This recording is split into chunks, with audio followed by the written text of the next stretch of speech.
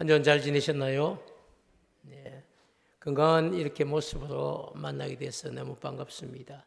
항상 여러분, 하나님께서 여러분을 지켜 보호하고 계신다는 사실을 꼭 기억하시고, 또 오늘 매주 이런 예배 자리에 올 수 있다는 것 그 자체가 사실은 일반적인 것 같지만 큰 은혜입니다. 한 주간씩 늘 그런 은혜를 체험하고 감사하며, 또 그렇게 감사의 자리에 와서 하나님의 말씀을 받을 수 있는 그런 분명한 은혜가 여러분의 정말 은혜가 되기를 주님의 이름으로 축복합니다. 오늘도 여러분 말씀을 통해서 정말 깨닫고, 그리고 새 힘을 얻고, 그리고 다시 한 번 더 도전할 수 있는 그런 정말 복된 삶을 살아가는 저와 여러분 모두가 되기를 주님의 이름으로 축복합니다. 오늘 여러분 전할 말씀은 보전의 원리라는 제목입니다. 이 보전이라는 것은 이미 여러분 아시다시피 어떤 것의 상태를 온전하게 잘 지키는 것이, 어떤 것의 그 상태를 온전하게 잘 지키는 것, 이게 보전이고, 동시에 또 지키는 것뿐 아니라 그 상태를 계속 쭉 이렇게 유지를 해야만 되는, 이 유지하는 방법, 이런 것들을 보전이라고 하는 단어를 써서 사용합니다. 특별히 오랜 시간 동안 그 상태를 온전하게 유지하기 위해서는 반드시 보전의 원리가 적용되어져야 된다, 이런 사실을 오늘 우리가 좀 나누려고 합니다. 예를 든다면 여러분, 오늘 17절에 말씀된 기록된 말씀을 보면요, 새 포도주를 낡은 부대에 넣지 않고 새 부대에 넣는 것은 보전의 원리와 깊은 관계가 있습니다. 왜냐하면 새 포도주를 여러분, 새 포도주에 넣지 않고 만약에 낡은 부대에 넣게 되면 그것이 터져서 다 쏟아지게 되죠. 그래서 반드시 새 포도주는 어디에 넣어야 됩니까? 새 부대에 넣어야 됩니다. 저는 오늘 이런 주님의 가르침을 근거로 해서 오늘 저와 함께 여러분이 말씀을 잠깐 나누려고 생각합니다. 우리나라는 여러분 보면 보통 포도 농사를 지으면 그죠? 일반적으로 제가 와인 동굴 이런 데도 한두 번 가봤거든요. 가보면 꼼꼼히 보면 우리는 포도주를 어디 저장하냐면 나무로 만든 통에 저장을 하든지 아니면 유리병에 저장을 하는 경우가 많이 있습니다. 그래서 우리나라의 어떤 포도 저장법을 가지고는 조금 이해하기가 힘든데요. 그런데 예수님께서 사시던 그 당시 오늘 말씀을 전하시는 예수님의 이 비유를 보면요, 이 팔레스틴에서는 포도주를 동물의 가죽 부대에 넣어서 보관하는 것이 그 나라의 전통이었다, 이런 것을 볼 수 있습니다. 그러니까 우리처럼 나무통이나 병에 넣어서 포도주를 보관하는 생각을 하면 안 되고, 이 팔레스틴으로 잠깐 우리가 시대를 옮겨서 생각해 보면 거기는 포도주를 짜고 나면 이 포도주 아직 발효되지 않은 이 포도주를 어디에 넣느냐? 동물의 가죽 부대에 넣었다, 그렇게 보관을 했다는 사실입니다. 왜 그렇게 이 팔레스틴에 있어서 여러분 포도주가 중요하냐면요, 팔레스틴에 사는 사람들이 이 포도주는 술이라기보다는 우리처럼 어떻게 기분 좋을 때 그죠? 한 번씩 이렇게 한국 사람들은 꺼내서 와인을 즐기기도 하고, 좋은 날 또 의미가 있는 날 와인을 선물하기도 하고 그렇게 하는데, 이 팔레스틴은 그렇지 않습니다. 팔레스틴은 식사 때마다 식탁에 올리는 음료가 뭐냐? 바로 이 포도주였습니다. 왜 그러냐 이러면요, 이 우리나라는 지금 어떻게 보면 지하수 이런 것들이 정말 잘 되어 있거든요. 조금만 또 정수를 지키면 좋은 물이 나옵니다. 그래서 언제든지 우리나라는 생수를 마음껏 먹을 수 있는 나라인데, 이 팔레스틴은 생수를 먹을 수 없는 나라입니다. 왜냐하면 땅 지층이 전부 석회암으로 되어 있습니다. 그래서 지하수를 걷어 올리든지 시냇물을 이렇게 퍼오든지 물을 이렇게 시간이 두고 두면요, 바닥에 뭐가 깔았냐면 석회 가루가 다 깔아놓는 겁니다. 이 석회 가루는 여러분 어떤 데 쓰냐면 건물을 지을 때 이렇게 만들 때 레미콘이나 이런 시멘트를 만들 때 쓰는 기본적인 재료가 석회입니다. 그런 것들이 물에 가라앉는다는, 그래서 그런 것들을 이미 팔레스틴에 있는 사람들은 자신의 물 상태를 아니까 그걸 먹지 않고, 그래서 뭘 먹느냐? 포도농사를 지었어. 그래서 포도를 짜고 포도즙을 이렇게 맛있게 잘 담그었어. 오랫동안 저장을 해서 그것을 식탁에 올려 물 대용으로 사용을 하고 있었습니다. 자, 여러분. 그렇기 때문에 이 팔레스틴에 있어서는 포도주는요, 우리 생수만큼 중요한 것이 포도주였다. 그렇게 볼 수 있습니다. 그런데 이 포도주는 포도를 여러분 농사를 짓는 것도 중요하지만요, 농사를 다 짓고 난 뒤에 이 포도주를 짜서 잘 보관하는 것들이 너무너무 중요했다. 이 잘 보관하기 위해서 선택한 방법이 짐승의 가죽 부대에 넣어서 보관하는 것이 가장 튼튼하게 오랫동안 잘 보관하는 방법이었다는 사실입니다. 자, 그런데 여러분, 이런 보존의 원리죠. 이런 보존의 원리를 통해서 지금 14절을 보면요, 금식에 대한 질문을 하고 있는데 그 금식에 대한 답변을 주고 있는 겁니다. 14절 말씀 우리 한번 같이 읽어볼까요? 14절입니다. 시작. 그때에 요한의 제자들이 예수께 나와 이르되 우리와 바리새인들은 금식하는데 어찌하여 당신의 제자들은 금식하지 아니하나이까? 자, 여기서 말하는 요한은 세례 요한입니다. 여러분이 잘 알고 있는 거죠. 세례 요한. 이 세례 요한의 제자들이 예수님께 왔습니다. 그리고 이런 질문을 하는 거예요. 예수님, 우리들도 그렇고 바리새인들도 그렇고 금식을 합니다. 그런데 어떻게 당신의 제자, 예수님의 제자들은 금식을 하지 않습니까? 라고 지금 질문을 하고 있습니다. 자, 여러분, 예수님 당시에 그죠? 바리새인들 그리고 일부 유대인들은 자신들의 금욕 생활을 위해서 일주일에 2번씩 월요일 그리고 목요일 2차례에 걸쳐서 규칙적으로 금식을 하고 있었습니다. 그래서 그들은 자신들의 금식한다는 사실을 이미 자랑도 하고 또 뿐만 아니라 자신들은 이렇게 금식을 하고 있는데 그래서 우리가 스스로 금욕을 위해서 금식을 하고 있는데 왜 당신의 제자들은 우리처럼 금식을 하지 않느냐라고 이야기하는 것이죠. 세례 요한도 자기 제자들에게 그런 금식을 하도록 허락을 했고요. 바리새인들도 이미 그런 금식을 많이 하고 있었습니다. 그렇지만 여러분, 모세가 이스라엘 백성들에게 가르친 이 율법의 규정에는요, 요한의 제자들과 바리새인이 강조하고 있는 이 금식이 없었다는 사실입니다. 저는 너무 중요한 것이요, 성도들의 신앙생활의 기준이 도대체 뭔가, 이게 여러분 참 중요하거든요. 부모님들로부터 배운 중요한 가르침도 중요합니다.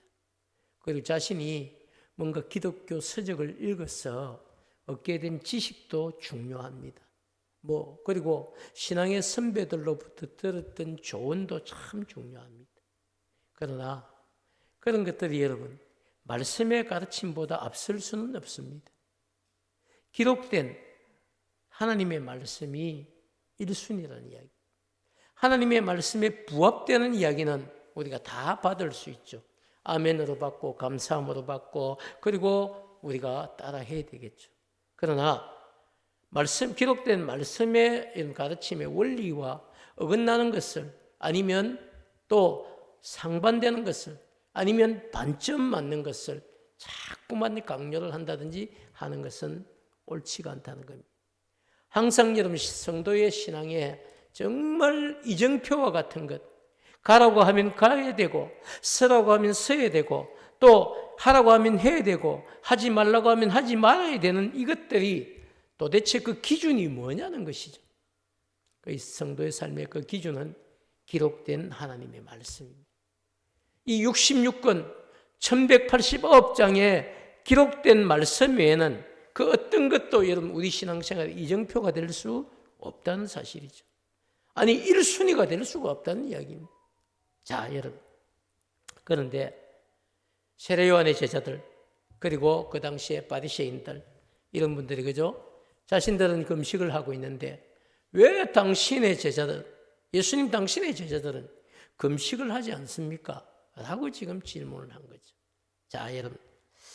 그래서 저는 이런 금식에 대한 얘기를 조금은 하고 들어가야 될 것 같습니다. 모세가 여러분 이스라엘 백성들에게 가르친 율법이 있습니다. 그게 모세오경이죠. 모세오경은 여러분 출애굽기, 레위기, 민수기, 신명기 사실 어떻게 보면 네 권 안에 모든 율법의 규정들이 다 들어있어요. 창세기는 어떻게 보면 족장들의 역사죠.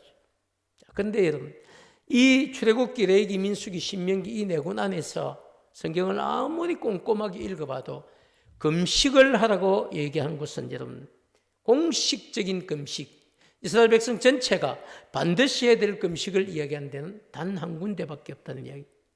그 한 군데가 어디입니까? 레위기 23장 27절인데 우리 한번 같이 읽어볼까요? 시작.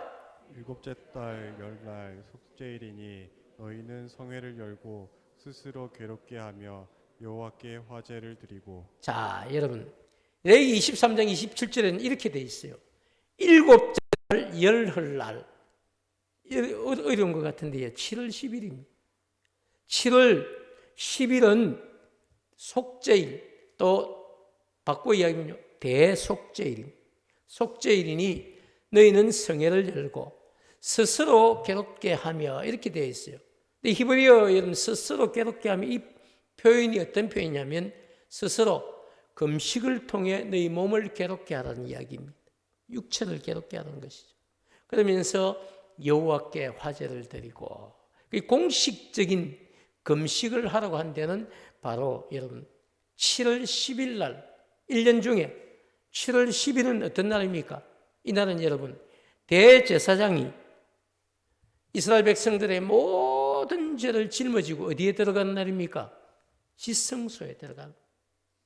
그래서 백성들의 모든 죄를 다 한 몸에 안고 지성소로 들어가서 그 백성의 죄를 사하기 위해서 기도하는 날이죠.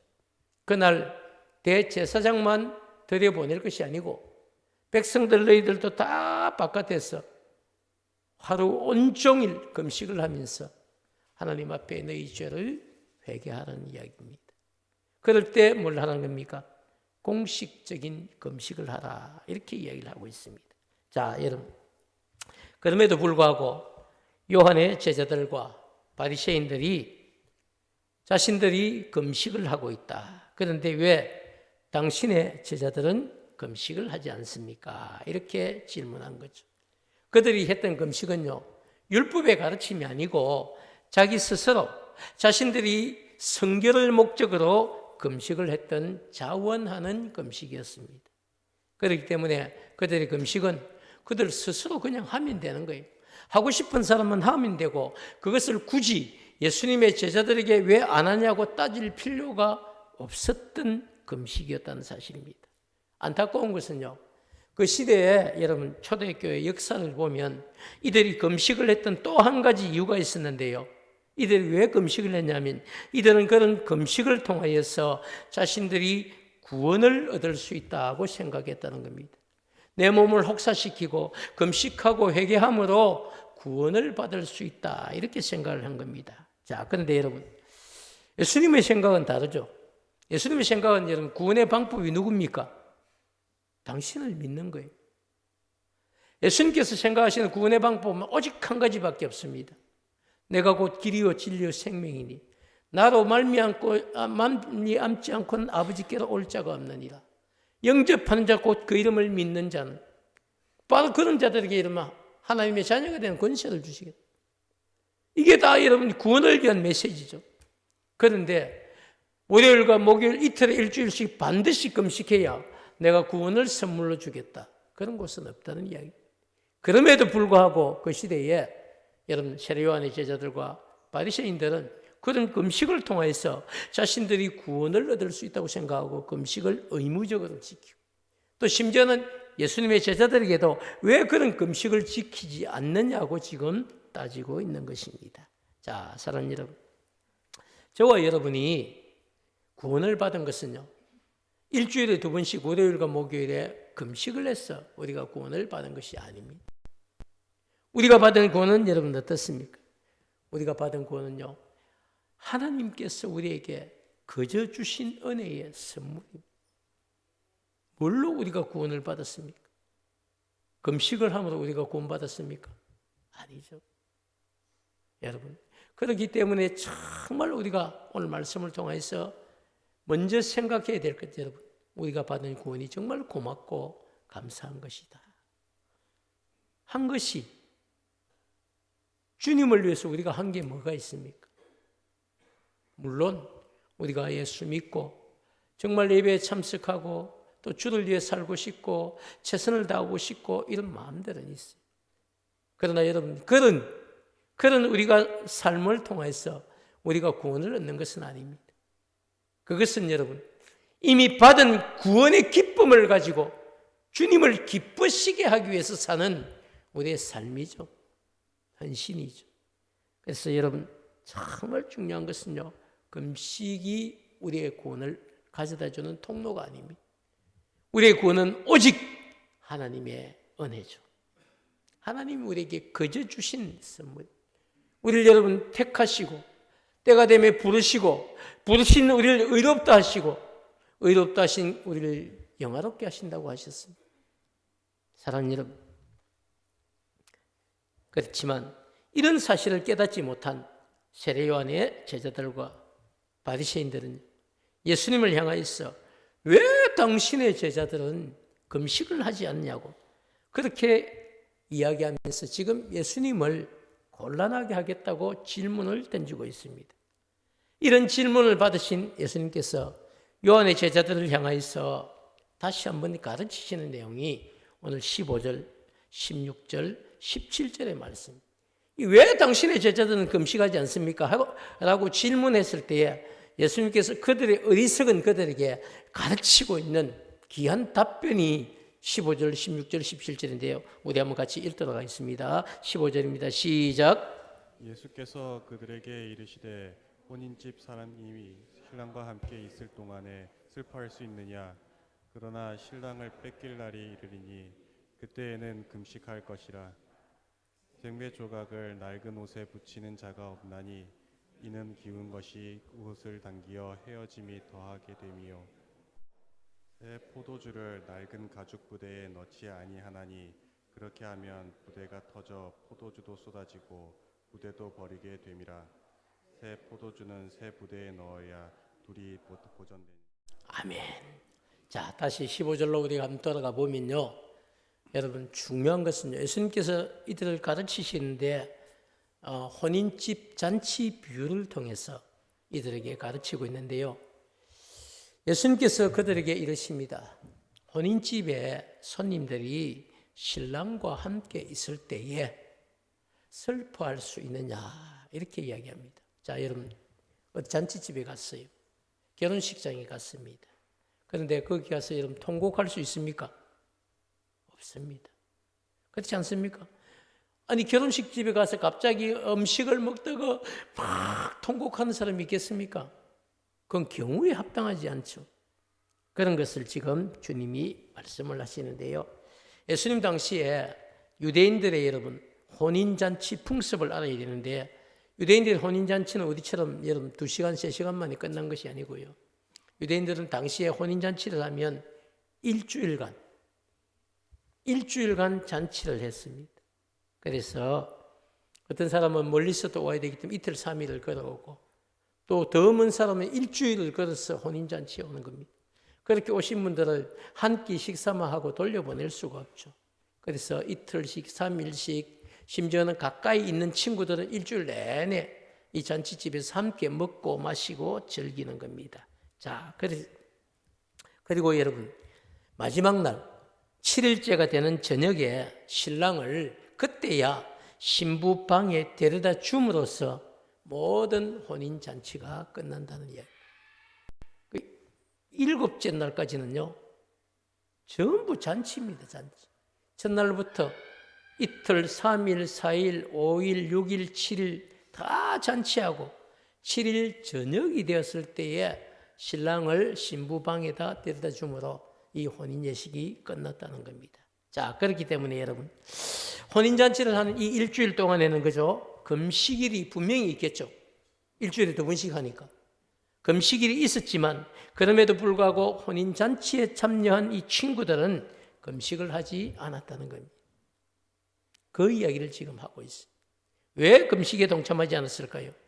금식으로 인해서 흥이 나고 즐거워야 될 이 혼인잔치가 우울해지고 그리고 분위기가 망치는 것을 막기 위한 혼인잔치집의 배려죠. 그래서 혼인잔치집에 들어오면 금식의 의무가 없는 겁니다. 금식을 해야 될 이유가 없는 거죠. 왜? 혼인잔치집에서는 금식할 이유가 없다. 지금 이런 이야기를 하고 있습니다. 그뿐 아니라 여러분 금식은 보통 애곡이 동반되었기 때문에 잔치집에서 여러분 슬퍼서 애곡하는 소리가 나면 잔치 분위기를 완전히 망치게 되죠. 그래서 혼인잔치가 끝난 다음에 비로소 금식을 했다. 이런 얘기를 하고 있습니다. 예수님께서 여러분 그런 풍습을 지금 예를 들어서 신랑 되신 예수님께서 이 세상에 계실 동안에는 슬픔의 금식을 하지 않아도 된다는 이야기. 그렇지만 신랑을 빼앗길 날, 즉 예수님께서 십자가에 달려 못 박혀 죽으시고 그래서 더 이상 주님을 볼 수 없을 그때가 다가올 것인데 그때는 금식하지 말라고 해도 금식할 때가 다가올 것이라고 말씀하시는 겁니다. 자, 여러분 16절 말씀을 보면요. 16절을 통해서는 누구나 쉽게 이해할 수 있도록 이렇게 얘기해요. 생배 조각 이것을 낡은 옷에 붙여서 깁는 사람이 없다는 겁니다. 왜? 그렇게 했을 때는요. 그 생배 조각이 이 낡은 옷을 땡겨서 기워 놓아도 서로 또 땡기는 힘 때문에 이런 헤어짐이 더하게 된다. 이런 이야기를 하고 있습니다. 이전보다 더 심하게 헤어질 것이기 때문에 그런 어리석은 짓을 하지 않는다는 이야기죠. 자, 여러분 여기서 말하는 16절의 말씀의 생배 조각은요. 한 번도 세탁을 하지 않은 배천 조각을 이야기해요.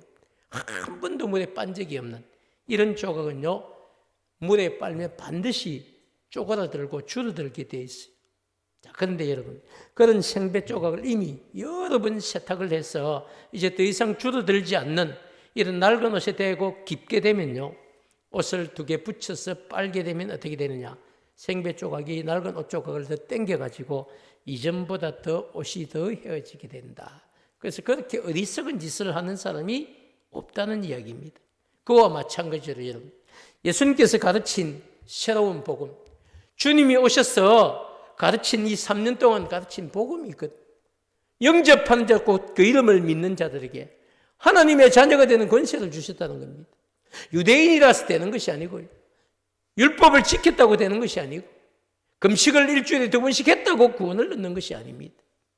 오직 예수 그리스도를 마음으로 영접하고 그분을 하나님의 아들로 정말 내 마음에 모시고 나의 구주로 영접한 그 사람에게만 구원이 선물로 주어진 것이죠. 자, 여러분 그래서 여러분 예수님께서 가르친 이 새로운 복음과 유대인들이 가지고 있었던 율법주의적 전통이 조화가 될 수 없다는 겁니다. 유대인들은 어떻게 이야기합니까? 아브라함의 후손들이면 다 무조건 구원을 얻을 수 있다고 생각했어요. 그러나 주님이 오셔서 말씀합니다. 아브라함의 후손들하고 구원을 얻는 것 아닙니다. 택한 백성이 되어야 되고 그 택한 백성은 때가 되면 반드시 구원의 자리에 나와야 됩니다. 그리고 정말 나도 모르는 사이에 예수님을 나의 구주, 나의 하나님을 영접하고 그분이 주신 은혜를 여러분 감사하고 찬양할 수 있을 때 바로 그것이 구원의 여러분 흔적이고 구원의 표징이라고 볼 수 있습니다.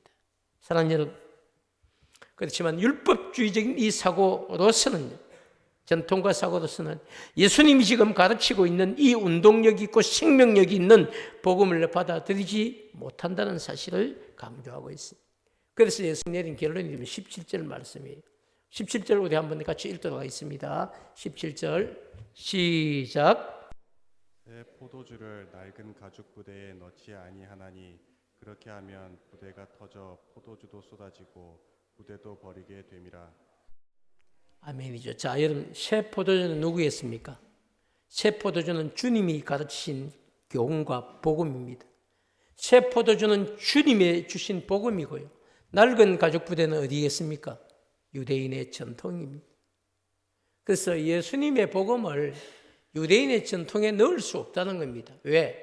그렇게 하면 이 유대인의 전통이 터져서 복음도 쏟아지게 되고 유대인의 전통도 다 깨어지게 된다는 이야기. 그래서 새 포도주는 그죠. 주님이 정말 가르친 이 생명력 있는 복음은 어디에 넣어야 됩니까? 새로운 생각, 새로운 가치관에 넣어야 둘 다 보존이 될 수 있다. 이런 사실을 이야기하고 있습니다. 사랑하는 여러분, 예수님께서 그때 17절 마지막에 그죠. 여러분 보면 보존이라고 하는 단어를 분명히 쓰고 있어요. 자, 여러분, 이 보존이란 시작할 때 드렸지만 그죠. 어떤 것의 상태를 온전하게 잘 지키거나 그 상태를 유지하는 방법을 여러분 이야기합니다. 이 17절 말씀은요, 고대 이스라엘사의 생활 단면을 우리에게 보여주는 교훈인데요. 고대 이스라엘 사람들은 동물의 가죽으로 부대를 꼭 단단하게 만들어서 그곳에 여러분 포도주를 보관을 했어요. 왜? 그 이유는요, 이 동물의 가죽이 다른 어떤 것보다 튼튼했기 때문입니다. 자, 그런데 여러분, 이 튼튼한 가죽 부대도 시간이 점점 지나고 오래되면 어떻게 됩니까? 가죽이 여러분, 이 신축성 있던 가죽이 딱딱해집니다. 그리고 잘못되면 딱딱한 가죽을 톡 치게 된다든지 했을 때 그 가죽이 터지게 되는. 그럼 안에 여러분 오랫동안 저장되었던 이 귀한 포도주가 어떻게 되겠습니까? 다 쏟아지게 되겠죠. 그러면 가죽도 더 이상 가죽으로 쓸 수가 없고 포도주, 그 귀한 포도주는 다 쏟아서 다 버리게 됩니다. 그래서 이 유대인들은요, 낡은 부대에는 아무리 아깝지만 결코 새 포도주를 담지를 않았습니다. 반려되지 않은 여러분, 이 새술을 신축성 없는 이 딱딱한 낡은 부대에 담아두면요, 술이 발효되는 막 과정에 생기는 그 가스로 인해서 새술을 담은 이 낡은 부대가 터지는 경우가 많았기 때문에 경험을 따라서 그들이 절대로 낡은 부대에 새 포도주를 넣지는 않습니다. 반드시 새 포도주는 어디에 담아야 됩니까? 새 부대에 담아야만 했습니다. 사랑하는 여러분, 예수님은 오늘 17절 말씀을 통해서는요, 새 술과 같이 생명력 있는 주님의 가르침, 이 복음을 유대주의적인 이 낡은 전통으로는 수용할 수가 없다는 사실을 지금 가르쳤고, 더 나아가서 예수 그리스도에 의해서 계시된 이 메시아 왕국은 메시아 왕국에 적합한 새로운 질서 체계가 있어야 한다는 사실을 요한의 제자들에게 가르치고 있습니다. 왜 당신의 제자들은 금식하지 않습니까? 이 답변이 여러분 잔치집 비유였습니다. 잔치집에 온 친구들은, 손님들은 이 결혼식이 끝날 때까지는 아무도 애곡하는 통곡 소리가 있는 금식을 하지 않는다는 겁니다. 그것처럼 진짜 여러분, 이 혼인집과 같은 복음시대죠. 주님이 계시는, 주님 십자가에 달려 돌아가시기 전까지, 성천하시기 전까지는 애곡할 일이 없다는 겁니다. 그리고 주님이 성천하시고 다시 오실 때까지 교회는 여러분 핍박과 함께 고난이 다가올 건데, 그때는 여러분 하지 말라고 해도 금식하고 애곡하는 날들이 다가올 것이라는 사실을 말씀하신 것이죠. 사랑하는 여러분, 예수님께서 오늘 본문을 통해 여러분 우리에게 주시려는 분명한 메시지가 있죠. 예수님은 여러분 새 포도주는 새 부대에 넣어야 한다는 이 가르침을 통하여서 구원이 여러분 일주일에 2번씩 금식하는 데 있는 것이 아니고, 그런 2번의 금식을 통해서 자기 고난을 통해서 우리가 구원을 얻을 수 있는 것이 아니라는 이야기입니다. 주님의 십자가와 이 부활을 믿는 믿음에 유일한 구원의 길이 있다는 사실입니다. 내가 곧 길이요 진리요 생명이니 나로 말미암지 않고는 아버지께로 올 자가 없느니라고 분명하게 여러분 말씀하고 있습니다. 영접하는 자 곧 그 이름을 믿는 자들에게 하나님의 자녀가 되는 권세를 주셨다고 분명하게 말씀하십니다. 이게 여러분 복음입니다. 그러나 유대인들은 어떻게 얘기합니까? 아브라함의 후손이 아니면 구원이 없다고 이야기합니다. 이방인에게는 구원이 없습니다. 아브라함에게 후손에게 구원이 없습니다. 이게 유대인의 율법과 전통이에요. 여러분 맞습니까? 사도 바울이 전한 복음은요, 이방인에게도 효과가 있었어요. 그 복음은 여러분, 아메리카를 넘어서 여러분, 오늘 아시아, 한국 땅에 들어와서 그 복음이 꽃을 피운 기적과 같은 나라가 여러분, 대한민국 아닙니까?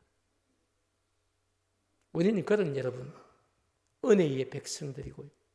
기적을 체험한 백성이고, 우리 안에 이미 주님이 가르치신 복음의 놀라운 역사들이 체험되어지고 경험되어지고 간증되어진 나라가 바로 여러분, 우리나라는 사실입니다. 사랑하는 여러분, 그렇기 때문에 여러분, 더 나은 출발은 항상 어제의 여러분 경험과 전통에 있는 것이 아니고요, 오늘 새로운 생각으로 시작되어야 한다는 사실을 이야기합니다. 주님은 어제의 너희들의 전통으로는 나의 복음을 받아들일 수 없다고 분명하게 얘기를 합니다.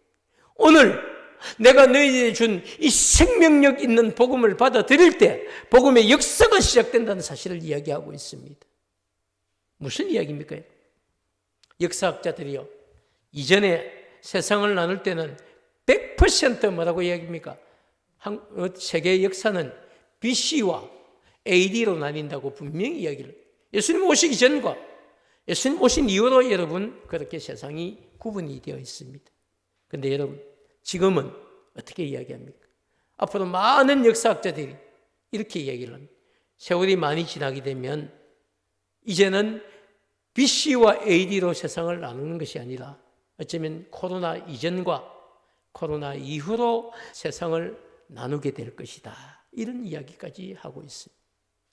그만큼 여러분 코로나가 전 세계에 이런 어느 한 지점에만 한 지역에만 있은 것이 아니라 전 세계에 파급을 끼쳤다는 것입니다. 그만큼 여러분 역사를 보는 가치관이 빠르게 변하고 있습니다. 이런 여러분 빠른 변화의 시대를 살아가고 있는 저와 여러분이 어떤 마음가짐으로 신앙생활을 하는 것이 정말 올바른 신앙생활일까요? 어떻게 우리가 살아갈 때에 정말 하나님이 우리를 바라보시면서 기뻐하실까요? 새 포도주는 여러분, 새 부대에 넣어야만 포도주와 가죽 부대 두 가지 다 온전하게 보존할 수 있듯이 지금 이 마지막 시대를 살아가는 저희들은요, 우리의 생각이 저를 한번 보시죠. 사는 것이 힘들다. 맞습니다. 요즘은 살기 너무 어려워요. 그것도 틀린 이야기 아닙니다. 그러나 그런 여러분 지친 생각에 사로잡혀서는요, 더 나은 세상을, 내일을 향한 힘찬 발걸음을 내디딜 수가 없습니다. 도전하는 정신이 없이는요, 내일의 주인공이 될 수가 없다는 겁니다. 오늘 이대로가 좋습니다. 너무 힘듭니다. 살기가 힘듭니다. 어쩌다 이런 세상에 왔는지 모르겠습니다. 여러분, 그런 생각을 가지고는 내일의 주인공이 될 수가 없습니다. 새 포도주는 여러분, 새 부대에 넣어야 되는 것이 오늘 주님이 주신 가르침입니다. 이제는 여러분, 코로나 팬데믹은 더 이상 우리의 신앙생활을 가로막는 핑계나 이유가 될 수 없는 영적 전쟁 시대를 맞이했습니다. 많은 여러분 기도하는 분들이요, 요즘 이런 이야기를 해요. 정말 기도 많이 하시는 분들 제가 알고 있는데, 이런 분들과 대화를 하면요, 이제 마지막 시대가 다가왔다. 마지막 시대, 어떤 시대면 주님이 오실 시대에 앞섰어요. 영적 전쟁 시대가 이제 다가온 겁니다. 어떤 분은 정말 믿음 지키기 위해서 끝까지 믿음으로 내가 살겠다, 이런 분이 있고요. 어떤 분은 그냥 환경에 맞춰서 적당히 살겠다는 분도 있는 시대가 되었어요. 여러분, 어떤 선택을 하나님이 기뻐하실까요? 그렇기 때문에 저는 오늘 여러분에게 함께 도전하는 마음을 가져보자고 이야기하고 싶습니다. 하나님을 위해서 한번 우리가 열심히 한번 살아보자. 또 최선을 다해보자. 저는 이런 각오, 이런 결심이 오늘 여러분 말씀을 통해서 여러분에게 정말 새겨지기를 주님의 이름으로 축복합니다. 여러분, 한 번밖에 살지 못하는 인생이, 그리고 우리 생애가 여러분 남았으면 얼마나 남았을까요? 주님 앞에 한 번은 저도 서고 여러분도 서야 됩니다. 그렇게 섰을 때에 뭐라고 여러분 대답할 겁니까? 너 뭐 하다 왔니?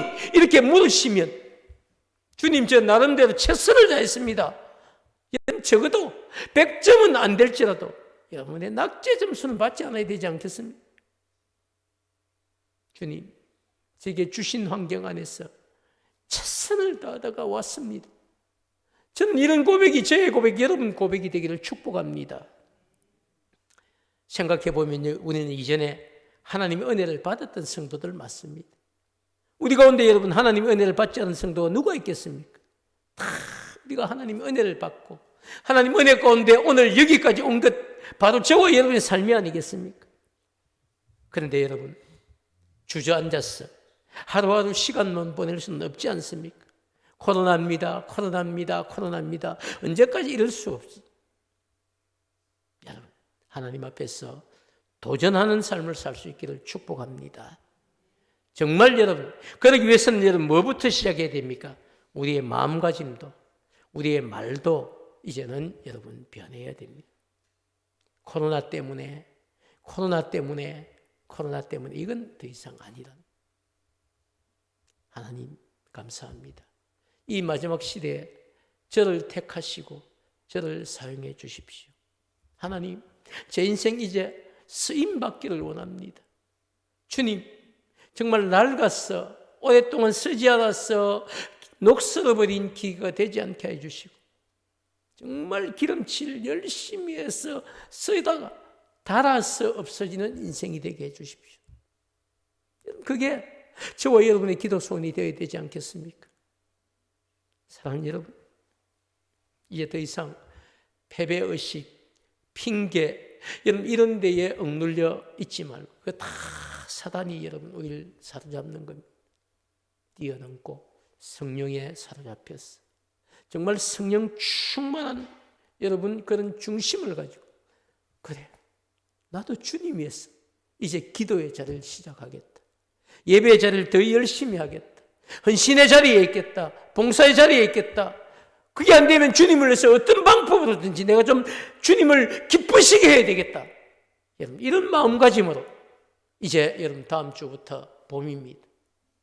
새롭게 다가온 이 봄을 여러분 만물이 소생하듯이 여러분도 여러분 웅크리고 있던 여러분의 삶을 다시 한번 소생시키고 새 출발을 할 수 있는 그런 복된 주일이 되기를 주님의 이름으로 축복합니다.